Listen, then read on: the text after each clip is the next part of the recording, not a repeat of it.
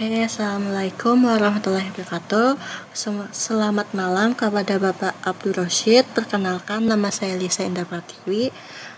Saya akan memaparkan materi mengenai My Health Life, aplikasi layanan kesehatan mental berbasis mobile untuk monitoring dan dukungan pasien, di mana saya harap presentasi ini dapat membantu atau memberikan wawasan baru bagi kita semua. Oke, lanjut. Di sini ada latar belakang, di mana latar belakang ini, kesehatan jiwa adalah kondisi ketika individu mampu berkembang secara fisik, mental, spiritual, dan sosial, menjadi kemampuan mengatasi tekanan bekerja produktif, serta berkontribusi pada lingkungan. Gangguan jiwa dapat muncul melalui perubahan pikiran, emosi, persepsi, perilaku, dan hubungan sosial. Secara global dan nasional, masalah kesehatan mental terus meningkat, termaksud kecemasan, stres, depresi, bipolar, dan skizofrenia. Di Indonesia, sekitar 20% penduduk mengalami gangguan jiwa. Namun penanganannya masih kurang karena stigma, anggapan tabu, dan rendahnya pengetahuan masyarakat.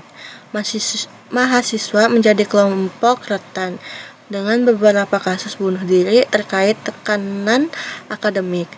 Undang-Undang Nomor 18 Tahun 2014 menegaskan pentingnya upaya promotif, preventif, kuratif, dan rehabilitatif di bidang kesehatan jiwa yang terpadu dan berkelanjutan.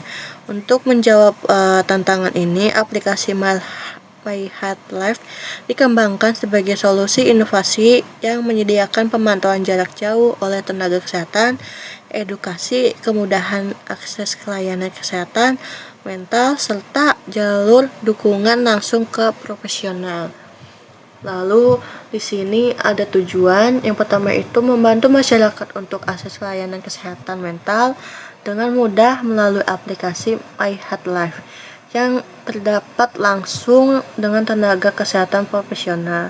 Yang kedua itu membantu masyarakat untuk berkonsultasi langsung terhadap profesional tanpa terhalang stigma masyarakat.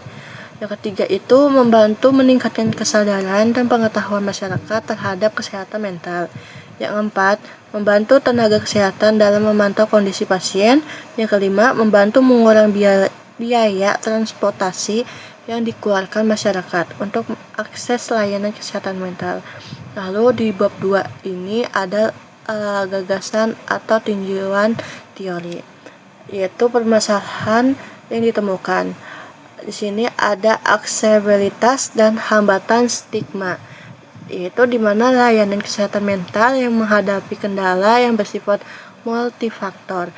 Kendalanya adalah hal yang substansial, di mana populasi yang tinggal di daerah terpencil atau pinggiran kota seringkali kesulitan akses psikolog atau psikiater karena konsentrasi profesional yang tinggi. Selain itu, kendala ekonomi juga berperan besar.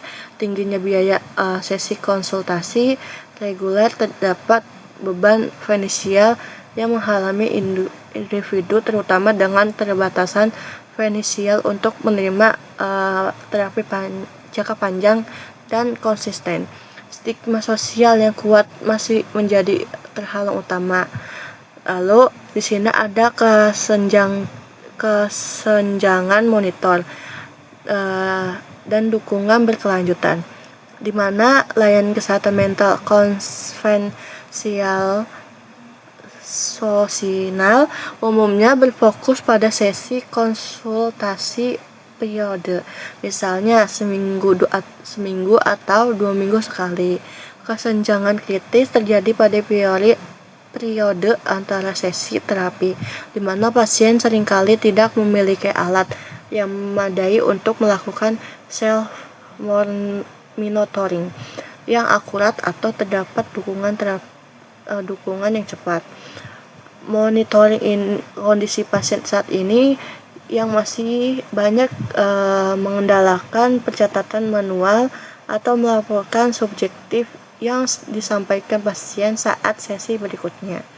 Lalu di sini ada tantangan relevansi di era layanan kesehatan, di mana perkembangan teknologi yang telah mengubah ekspektasi dan tuntunan publik terhadap layanan kesehatan dalam konteks era revolusi industri 4.0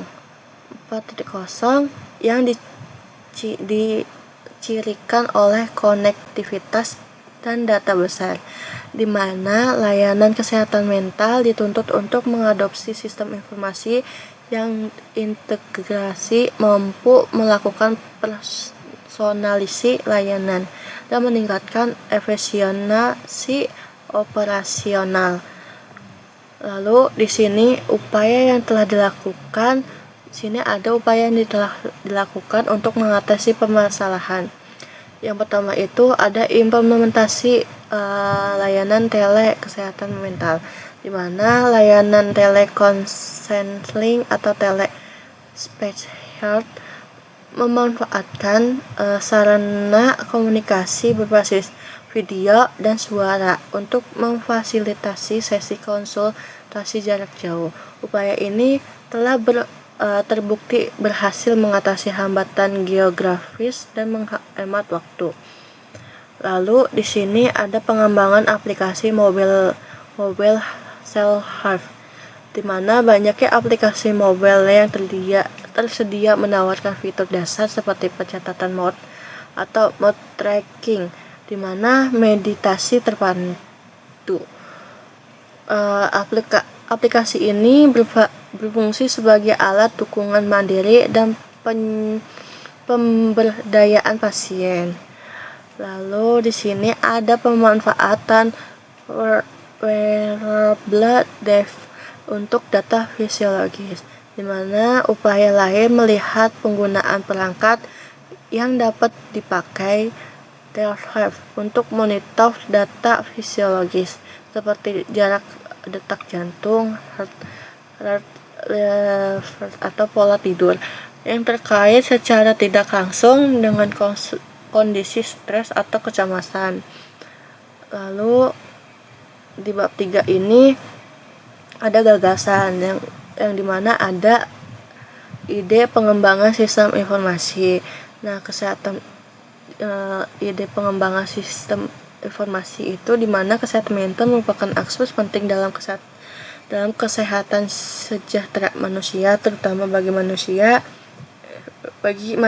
remaja atau dewasa muda yang kehidupannya telah tekanan akademik, sosial, dan pekerjaan. Data Kementerian Kesehatan RI 2024 mencatat bahwa lebih dari 60% kasus gangguan depresi ringan hingga sedang terjadi pada kelompok usia 15-40 tahun, dengan mayoritas belum mendapatkan bantuan profesional, menurut WHO 2022. My Heart Life ini menghubungkan 3 komponen utama. Yang pertama itu penggunaan remaja atau dewasa muda yang membutuhkan konseling atau pemantauan kesehatan mental. Yang kedua itu tenaga ahli, yaitu psikolog, psikiater, dan perawatan jiwa yang memberikan layanan profesional dan pendampingan. Yang ketiga itu apotik mitra yang menyediakan layanan resep digital antar obat psikiater. Lalu di sini ada fitur konsep sistem, di mana yang pertama itu ada konseling daring, yaitu di mana pengguna dapat berkonsultasi dengan psikolog atau psikiater melalui chat, telepon, atau video call. Setiap sesi disimpan dengan sistem enkripsi untuk menjamin kerahasiaan data. Lalu yang kedua itu diary mode atau kalender emosi, di mana fitur ini memungkinkan pengguna catatan suasana hati harian dan aktivitas emosional. Data ini divisualisasikan dalam bentuk grafis tren agar pengguna mampu tenaga ahli dapat memantau perkembangan mental secara berkelanjut. Yang ketiga itu ada tes kesehatan mental otomatis, di mana penggunaan algoritma berbasis Artificial Intelligence (AI). Aplikasi ini akan memberikan hasil rekomendasi awal terhadap kondisi psikologis pengguna seperti stres, kecemasan, atau depresi ringan. Yang keempat itu ada artikel edukasi atau self-care. Aplikasi My Heart Life ini menyediakan artikel singkat, video, dan tips kesehatan mental yang dikurasi langsung oleh psikolog. Penggunaan meningkatkan literasi dan kesadaran diri penggunaan. Yang kelima itu janji temu dan notifikasi.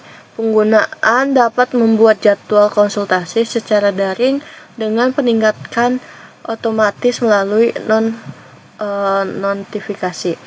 Yang keenam itu ada layanan home care atau home care dan integrasi apotik digital, di mana aplikasi terhubung dengan apotik terdekat untuk menembus resep dokter secara daring dan menyediakan layanan antar obat ke rumah sakit. Yang ketujuh itu ada ruang komunitas aman.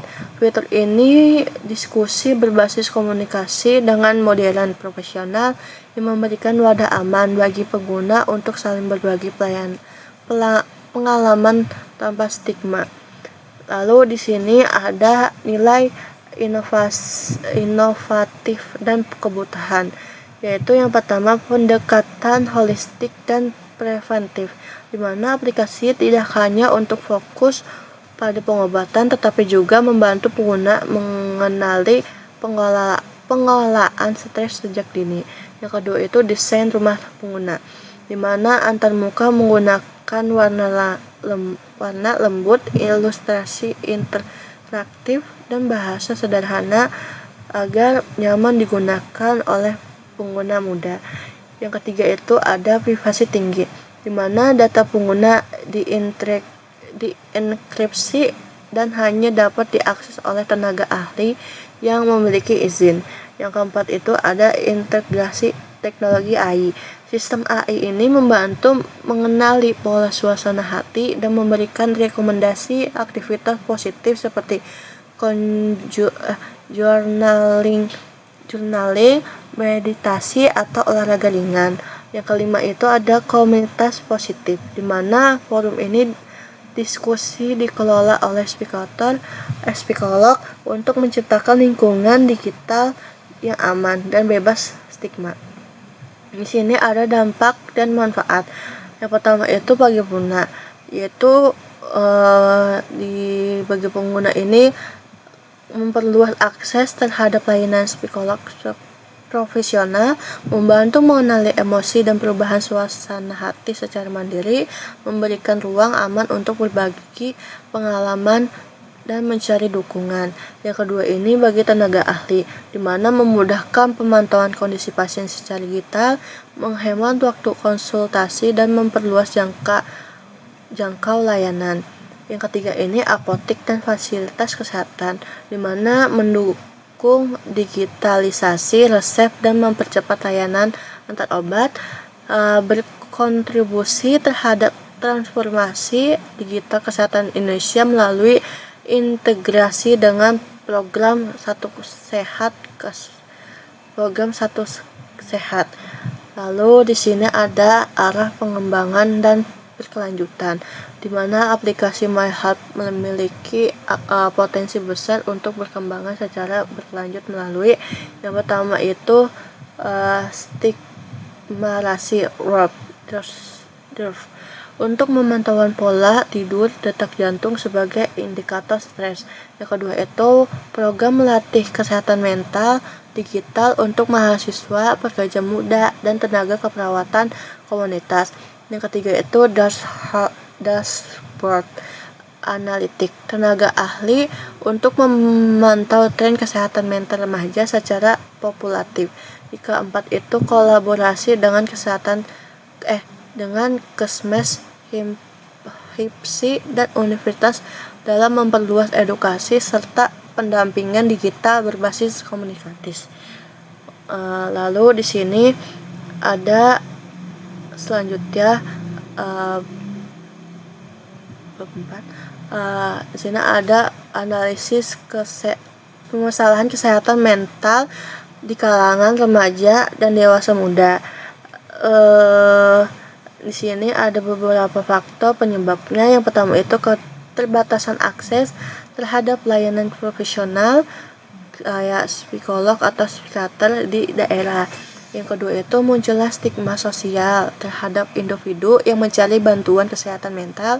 Yang ketiga, kurangnya pengetahuan dan kesadaran mengenai tanda-tanda awal terjadinya penggunaan mental. Yang keempat, keterbatasan informasi digital yang didapatkan masyarakat untuk mendukung layanan kesehatan mental secara holistik dan berkelanjutan. Di sini ada relevansi gagasan dan permasalahan yang ditemukan. Di gagasan ini, pengembangan aplikasi My Health Life ini secara langsung berhubungan dengan permasalahan di atas melalui pendekatan telemedicine dan sistem informasi keperawatan digital, di mana aplikasi ini memandu konseling daring, pemantauan mood, edukasi kesehatan mental, dan melayani informasi digital dalam satu platform yang mudah diakses oleh remaja atau dewasa muda. Di sini ada beberapa relasi. Yang pertama itu mengatasi keterbatasan akses tenaga ahli kesehatan jiwa. Yang kedua itu menurunkan stigma dan meningkatkan keterbukaan terhadap perawatan mental. Yang ketiga itu meningkatkan deteksi dini gangguan mental melalui teknologi AI. Yang keempat meningkatkan literasi dan kesehatan mental. Yang kelima itu dukungan sistem pelayanan kesehatan mental efisien dan berkelanjutan. Di sini ada pembahasan penggunaan masyarakat, pembahasan kegunaan dan manfaat My Health. Yaitu yang pertama, perspektif penggunaan atau remaja atau dewasa muda, yaitu kemudahan akses layanan mental profesional. Yang kedua, peningkatan kesadaran tinggi. Yang ketiga, dukungan sosial digital. Yang keempat, pencegahan dini. Lalu di sini ada perspektif tenaga ahli, psikolog, psikiater, perawatan jiwa, yaitu pemantauan berbasis data digital, efisiensi waktu dan jangkau layanan, kolaborasi interdisipliner. Lalu yang ketiga ini ada perspektif fasilitas kesehatan dan apotek mitra. Keempat ada perspektif sistem kesehatan nasional. Lalu di sini ada keterkaitan dengan sistem informasi keperawatan, di mana di sini ada pengkajian dilakukan melalui pengisian mood diary, tes AI, dan wawancara daring. Yang kedua itu diagnosa dan perencanaan, di mana tenaga keperawatan dapat mengidentifikasi masalah psikologis berdasarkan data digital pengguna. Yang ketiga itu implementasi. Intervensi dilakukan melalui edukasi, konseling, dan meningkatkan aktivitas self-care. Yang keempat itu evaluasi. Hasil pemantauan emosi dan catatan konseling menjadi bahan evaluasi berhasilan terapi. Sini ada manfaat implementasi jangka panjang, yang dimana yang pertama itu menurunkan prevalensi depresi dan kecemasan ringan di usia produktif. Yang kedua itu meningkatkan kesadaran literasi masyarakat terhadap peningkatan kesehatan mental. Yang ketiga itu menjadi model pengembangan sistem informasi keperawatan nasional berbasis telemedicine dan perkembangan buatan. Lalu di sini ada bab 5, yaitu penutup. Kesimpulannya adalah kesehatan mental merupakan akses penting bagi kesejahteraan individu yang mencakupi pengelola stres, berkembang secara fisik, mental, spiritual, dan sosial. Di Indonesia, gangguan kesehatan mental masih bercetak tinggi dengan berbanding 1 dari 5 orang mengalami gangguan kesehatan mental dengan akibat dari keterbatasan akses layanan profesional serta kuatnya stigma sosial terhadap penderita. Sebagai solusi, dikembangkannya aplikasi MyHeart, yaitu sistem informasi keperawatan digital berbasis mobile untuk menyediakan layanan konseling daring, pemantauan suasana hati, tes kesehatan mental berbasis AI, edukasi, serta integrasi dengan apotik digital, di mana aplikasi ini tidak hanya fokus pada pengobatan, tetapi juga pencegahan dan peningkatan kesadaran masyarakat terhadap pentingnya kesehatan mental. Melalui pendekatan holistik, ramah penggunaan integrasi sistem digital kesehatan nasional, MyHeart Life ini diharapkan menjadi inovasi yang efektif dan mendukung transformasi pelayanan kesehatan jiwa di Indonesia, khususnya bagi remaja dan dewasa muda. Baik, sekian presentasi mengenai aplikasi MyHeart Life. Selebihnya aku mohon maaf apabila ada yang salah. Assalamualaikum warahmatullahi wabarakatuh.